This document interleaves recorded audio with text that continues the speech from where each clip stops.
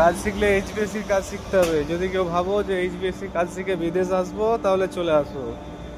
যেখানে যে কোনো কান্ট্রিতে ভালো স্যালারি পাবে, যে কোনো কান্ট্রিতে, যে কোনো গালফ কান্ট্রিতে ভালো স্যালারি পাবে,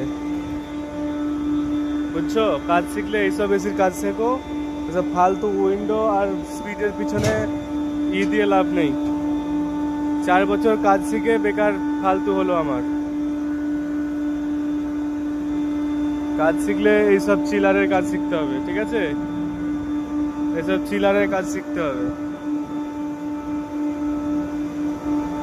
যারা এখনো চিন্তা ভাবনা করছো যে এসি টেকনিশিয়ান হব, তাহলে আমি বলবো ভারত থেকে, দেশ থেকে, নিজের দেশ থেকে এইসব ডাক্টিং, তারপর এই চিলার, এইচইউ, এইসব কাজগুলো শিখে তারপরে স্কিল নিয়ে, সার্টিফিকেট নিয়ে, অভিজ্ঞতা নিয়ে তারপরে দেশ থেকে, বাড়ি থেকে বেরোনোর জন্য বলবো, ঠিক আছে?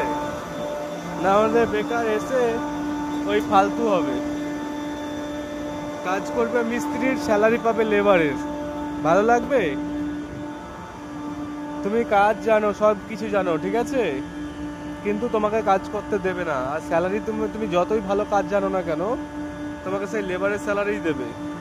অতএব যদি আসো তাহলে প্রস্তুত হয়ে আসবে, একদম দারুণ স্যালারি, ঠিক আছে? কাজ শিখে অভিজ্ঞতা নিয়ে ভালো স্যালারি নেবে, বাস।